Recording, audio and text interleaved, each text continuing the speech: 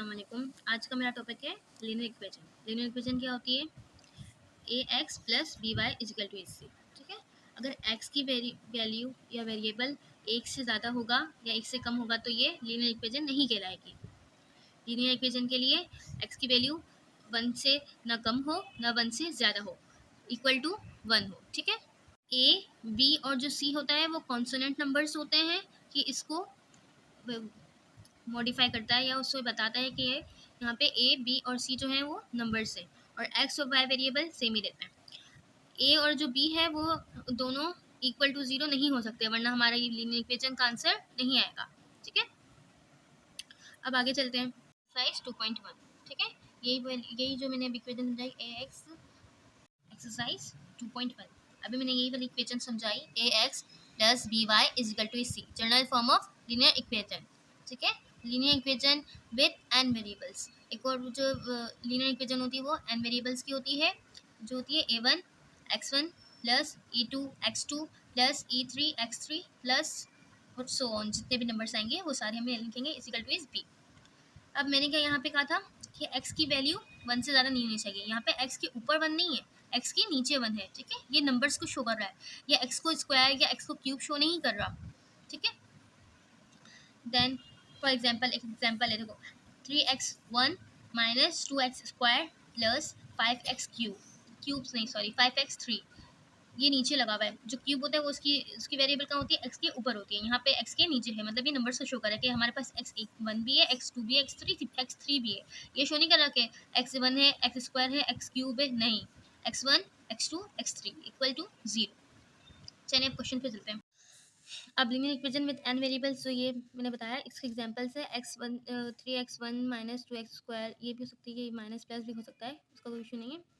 x1 x2 x3 जितने भी so on 10 भी हो सकते हैं, इक्वल टू बी। ठीक है, चलें अब हम एक एक्सरसाइज पे आ जाते हैं, एग्जाम्पल नंबर 4 पे। 2x1 plus 3x2 minus x3 plus x4 equal to 16। अब जो ये x3 है ना, इसके साथ कोई भी वेरिएबल नहीं दिया हुआ, नंबर नहीं दिया हुआ ना, तो ए कुछ भी नहीं है, मतलब ए क्या होगा हमारे पास? वन होगा। जब इसको वन को मल्टीप्लाई करेंगे x3 से तो इस वजह से वन आएगा। अगर यहाँ पे ज़ीरो होता ना, अगर ए3 अगर ज़ीरो होता हमारे पास तो ये x आता ही नहीं। जैसे अगर यहाँ पे अगर वन होता, ठीक है, मतलब ज़ीरो होता तो ये ज़ीरो से मल्टीप्लाई होकर एक्स क्या हो जाता? ज़ीरो। ज़ीरो को किसी भी नंबर से वेरिएबल से मल्टीप्लाई करेंगे तो वो ज़ीरो ही हो जाएगा, बट यहाँ पे वन से मल्टीप्लाई हो रहा था, इस वजह से x3 है ये। देन अब क्वेश्चन क्या है ये, what value satisfy the equation when x1 is equal to is 2, x2 is equal to is -1 and x3 is equal to is 0। अब कह रहा है कि जो x1 है हमारे पास वो कितना है? हमारे पास 2, हमने अज्यूम किया है। x2 जो है हमारे पास -1 है, देन इसके बाद x3 कितना है हमारे पास? 0। ठीक है, तो हमारी वैल्यू क्या आएगी? तो इसमें हमने किया हुआ है क्वेश्चन सॉल्व। अब जैसे 2 का उतारा और x1 की वैल्यू कितनी बोली थी हमने? 2, तो यहाँ लिख दिया 2, फिर प्लस 3, देन x2 कितना था हमारे पास? -1, देन हमने -1 लिख दिया, फिर x3 कितना गिरा था हमारे पास? 0, तो हमने लिख दिया 0, फिर आया प्लस x4 इक्वल टू 16 जो है क्वेश्चन का, फिर 2 2 ज़ा 4, देन 3 1 ज़ा 3, मतलब माइनस प्लस माइनस, 4 माइनस 3 कितना हो जाएगा? -1, फिर 0 तो ख़त्म हो जाएगा, फिर इस वजह से ये प्लस था 16, वहाँ जाके ये -1 यहाँ पे आ गया, तो कितना हो गया? x4 is equal to is 15। Book है तो थोड़ा सा डायरेक्ट किया हुआ है। पार्ट बी है, determine all members of the solution set which have values of 0 for 3 of the four variables. अब क्या करना है? कह रहा है कि जो x1 है ना, x1 2 3 और 4 है, हमारे पास कितने वेरिएबल्स हैं? 4 वेरिएबल्स हैं। तो ये कह रहा है कि उसमें से 3 वेरिएबल्स को 0 पुट करो और एक वेरिएबल का आंसर निकालो। अब इसने क्या किया? सबसे पहले इसने x1 x2 x3 को क्या किया? 0 कर दिया, equal to 0। Then answer x4 का हम निकालेंगे तो कितना आ रहा है x4 का? 16। देन इसके बाद इसने 1 2 और 4 को कर दिया तो 0, तो x3 का आंसर कितना आ रहा है? -16, क्योंकि यहाँ पे माइनस है तो यह माइनस कहाँ जाएगा? 16 के पास। देन इसके बाद है if x1 is equal x1 x3 x4 is equal to 0, तो x2 का आंसर क्या आएगा हमारे पास? 16 डिवाइडेड बाय 3। इसका आंसर है ना पॉइंट में आ रहा है 3x square is equal to 16, तो 16 डिवाइड बाई 3 ना, इसका आंसर पॉइंट में आ रहा है तो इसको अपॉइंट्स में रहने का कोई इशू नहीं है। ठीक है, अगर आपको निकालना भी है तो इसका आंसर आ रहा है आंसर आ रहा है 5.33। Then if x2 x3 x4 को आप जीरो कर देंगे तो x1 की वैल्यू कितनी आ रही है हमारे पास, इन सबको जीरो कर दिया तो क्या बचा 16 2, क्योंकि यहाँ पे मल्टीप्लाई हो रहा है x1 के साथ, तो यहाँ जाके क्या हो जाएगा डिवाइड, इक्वल टू के बाद जाके, तो 16 डिवाइड बाई 2 तो कितना आ रहा है x1 8, राइट। आगे चलते हैं। Question number 19, consider the equation 8x equal to 120 as a two variable equation having the form of equation. अब कह रहा है कि a define a b and c, then इसके बाद कह रहा है what pair of value satisfy the equation when y is equal to 10, and c में कह रहा है what pair of value satisfy the equation when x is equal to 20। इसके बाद कह रहा है verbalise the somewhat unique number of the solution set for this equation. अब हम एक एक करके इसका सॉल्व करते हैं। ये इसका नंबर है एट एक्स इक्वल टू 120। अब मैंने इजी करने के लिए एट एक्स तो लिख दिया। अब बी की वैल्यू हमारे पास जीरो है, तो मैंने वहाँ क्या कहा था, अगर x1 में बताया था ना, अगर x3 जैसे लिखा हुआ था खाली, तो वहाँ पे कुछ भी नहीं था, तो मैंने कहा था अगर 1 लिखा होता, मतलब 1 है तो 1 है तो वो वैल्यू शो कर रहा है, ठीक है, x3 की। अब यहाँ पे क्या था, जीरो, बी जो था वो जीरो था, तो y क्या कोई भी वैल्यू, मतलब ये वाला क्वेश्चन है ना, इसका ऊपर वाले का, ये वाला नहीं, a x minus b y is equal to c. तो ये तो ए एक्स है, देन ये plus b y equal to c. मैं लिख भी देती हूँ, आसानी हो जाएगी, a x plus b y is equal to c. तो ए क्या है हमारे पास 8, एक्स क्या है हमारे पास है, और बी हमारे पास नहीं था, इस वजह से वाई भी हमारे पास वेरिएबल शो नहीं हुई। और मैंने कहा था दोनों जीरो नहीं हो सकते, एक हो सकता है जीरो, बट दोनों जीरो नहीं हो सकते क्योंकि आंसर नहीं आएगा लीनियर इक्वेशन का। देन अब मैंने बताया ए क्या है 8, बी क्या आ गया हमारे पास जीरो, फिर एक सी क्या आ गया हमारे पास 120। अब सेकंड क्या कह रहा है व्हेन, अब ये जो इक्वेशन थी ना उसमें कह रहा है when y is equal to zero is equal to 10, अगर y 10 हो तो क्या आंसर आएगा हमारा, इस x का क्या आंसर आएगा। तो हमने अब पुट कर दिया ये जो वैल्यू, ये इक्वेशन थी हमारी, देन x की वैल्यू तो सेम रहेगी, y की वैल्यू कितनी 10 पुट की हमने, then at x is equal to 120, क्योंकि 10 को मल्टीप्लाई करेंगे जीरो से तो क्या आएगा जीरो, तो कुछ भी बचा, एट एक्स इजिकल टू 120 को यहाँ मल्टीप्लाई 8 हो रहा है इसके साथ, तो यहाँ के डिवाइड हो जाएगा, तो 120 डिवाइड बाई 8, तो 8 1 ज़ा 8, 8 15 ज़ा 120, एक्स इजिकल टू 15, तो इसका जो सबसेट क्या बनेगा 15 10, क्योंकि एक्स कितना था 15 और वाई कितना था 10। Then part C, when x is equal to 20, अब x की पहले वहाँ के y की वैल्यू पुट की थी 10, ठीक है, अब कह रहा है x की वैल्यू 20 पुट करो, तो क्या होगा, put the value in equation 1, x at x is equal to plus 0 y equal to 120 इसकी इक्वेशन है। देन अब x की वैल्यू कितनी थी 20 पुट की हमने, एट 20 से कितना हो जाएगा 160, 0 को y से मल्टीप्लाई करेंगे तो कुछ भी नहीं बचेगा, तो 160 इक्वल नहीं है 120 के, तो ये वैल्यू ही गलत है। देखो no pair values x must equal to 15, वहाँ पे हमने 15 जब x की वैल्यू 15 आई थी तब 120 इक्वल टू 120 हुआ था, ठीक है। अगर वहाँ पे x की वैल्यू 15 पुट करेंगे ना तो आंसर 120 इक्वल टू 120 आएगा, जब हमें चेक करना हो अगर हमने सही किया कि नहीं किया, उसका एक तरीका होता है। देन डी है solution set for this equation.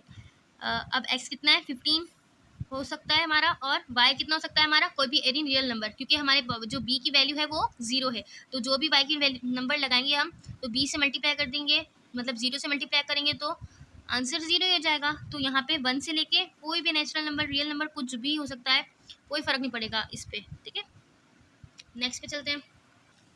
अब है question number 21, given the equation 4x1 minus 2x2 plus 6x3 equal to 0, what value satisfy the equation when x1 is equal to 2 and x3 is equal to 1।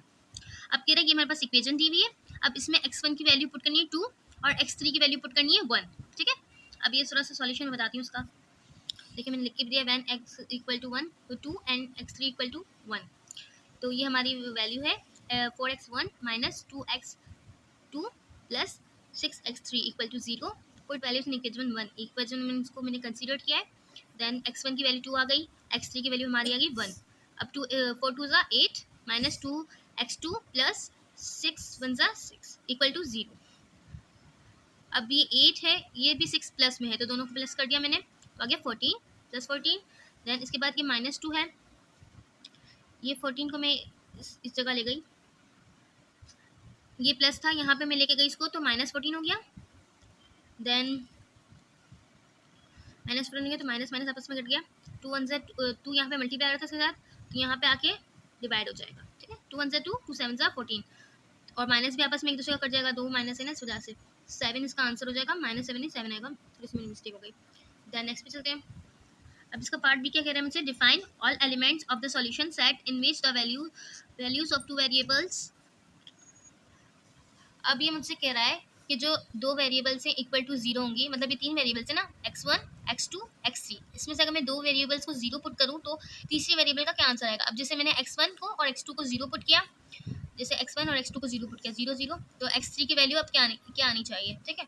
तो x3 की value zero ही आएगी, सबकी ही zero आएगी, क्योंकि देखो इसको zero से multiply करेंगे तो 4 को तो जीरो आएगा, 2 को जीरो से मल्टीप्लाई करेंगे तो जीरो आएगा, देन x3 6x3 है ना, तो ये मल्टीप्लाई यहाँ जाके क्या हो जाएगा, डिवाइड हो जाएगा, डिवाइड हो जाएगा तो जीरो से इस नंबर को मल्टीप्लाई डिवाइड करेंगे, आंसर क्या आएगा, आपकी आसानी के लिए फिर भी इसको सॉल्व कर दिया है। If x2 equal to zero, अब मैंने पहले x1 को और x2 को रखा था, अब मैंने x2 और x3 को जीरो पुट कर दिया है, देन 4x1 माइनस 2, x2 की वैल्यू क्या है, जीरो जीरो, तो ये मल्टीप्लाई होकर जीरो हो जाएंगे, तो मेरे पास क्या होता है 4x1 बचा इक्वल टू जीरो, फिर x इक्वल टू जीरो, अब ये मल्टीप्लाई हो रहा था इसके साथ, तो जीरो यहाँ पे आके डिवाइड हो रहा है, तो जो भी मल्टीप्लाई डिवाइड होगा तो जीरो ही आएगा, इसका नंबर जीरो ही आएगा। देन इसके बाद इफ x1 और x3 को मैंने जीरो पुट किया तो मेरे पास क्या आंसर आ रहा है। अब क्वेश्चन नंबर 27 पे चलते हैं। एयरलिफ्ट रिविजिटेड इन एक्सरसाइज 26, थोड़ा सा एक्सरसाइज 26 थोड़ा सा कनेक्टेड है, लेकिन मैं इसके पार्ट समझा दूंगी, आपको टेंशन ना लें। Each container of a supply item requires a specific volume of space, suppose containers of the four items require 30, 60, 50 and 80 cubic feet respectively if the volume capacity of the plane is 15,000 cubic feet.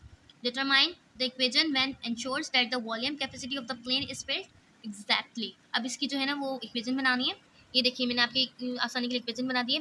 30 जो था इसका,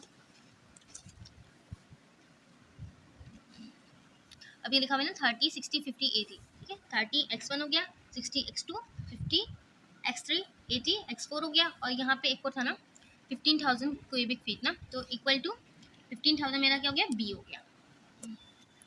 फिर मुझसे कह रहा है if it is decided to devote this plane to one supply item only, how many containers could be shipped of each item if volume capacity is the only consideration. अब कह रहा है कि देखो देखो चार है ना, 30, 60, 50, 80 है क्यूबिक, तो हमारा 15,000 आ रहा है। अब मैं चाह रही हूँ कि मैं एक ही चीज़ को, एक ही आइटम को ले जाऊँ, ठीक है, और बाकी तीन को ना ले जाऊँ, तो मैं क्या करूँगी, एक वैल्यू के अलावा बाकी तीन वैल्यू को क्या करूँगी, जीरो पुट करूँगी, तो आंसर में बताऊँगी कि कितनी, मतलब इस आइटम की 30 वाली आइटम की कितनी मैं, तो मैं बताऊंगी कि कितने कंटेनर्स में उसके शिप कर सकती हूँ, ठीक है।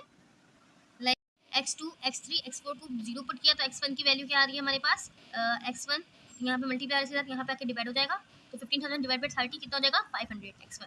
देन x1, x3, x4 को जीरो पुट किया तो x2 की वैल्यू आ जाएगी, देन x2 कितना 15,000, देन ये मल्टीप्लाई यहाँ जाएगा 15,000 50 हो जाएगा 50। नेक्स्ट बात है if x1 equal to 0, x2 equal to 0 और x4 को 0 किया तो मेरे पास इसकी वैल्यू आ जाएगी 30, तो 50 x3 ये सब मल्टीप्लाई होकर 30 को 0 मल्टीप्लाई तो 0 आएगा, इससे मैं बता नहीं रही। फिर 50 x3 इक्वल टू 15,000, फिर 15,000 को ये मल्टीप्लाई 50 x3 से यहाँ तक डिवाइड हो जाएगा, 15,000 डिवाइड बाय 50 कितना आएगा 300, x3 कितना आएगा 300। Then lastly if x1, x2, x3 0 put करेंगे अगर तो x4 का आंसर आ रहा है 80, x4 इक्वल टू 15,000, ये मल्टीप्लाई आपस में यहाँ तक डिवाइड हो जाएगा 15,000 डिवाइडेड बाय 80, तो आंसर क्या आ रहा है 187.5। तो ये इसका आंसर क्या आ रहा था, 1 का आ रहा था मेरे पास 500, देन 250, फिर 300 और देन लास्टली 187.5 मैंने एक साथ ही आसानी से। अब जो ये 27 क्वेश्चन है ना, इसका जो थर्ड पार्ट है ना वो 26 से कनेक्टेड है, तो मुझे कह रहा है कि ना information from exercise 26 what is the maximum number of containers which could be shipped of each item if both weight and volume are considered. अब कह रहा है कि वेट और वॉल्यूम दोनों कंसीडर किया जाए तो उससे कितना होगा, अब यही करना है सब में। ये मैंने इसकी इक्वेशन बना दी है 120 x1 300 x2 250 x3 500 plus 500 x4 equal to 60,000। अब इसमें भी ये करना है, जैसे x1 की वैल्यू मालूम होता है, x2 x3 x4 को जीरो पुट करेंगे, देन x1 का आंसर निकालेंगे, x2 का आंसर, x3 का, x4 का, इस तरह से आंसर निकालेंगे। जैसे मैंने अभी ये वाला क्वेश्चन पूरा किया, इसी तरह से ये करना है सेम। ये आपका होमवर्क है, ये आप करके ट्राई करेंगे, अगर आपसे होता है तो अच्छी बात है। Well and good. उम्मीद है आपको ये वीडियो लाजमी पसंद आई होगी। इसका नेक्स्ट पार्ट मतलब एक्सरसाइज 2.2 भी अपलोड साथ में ही कर रही हूँ मैं, ठीक है।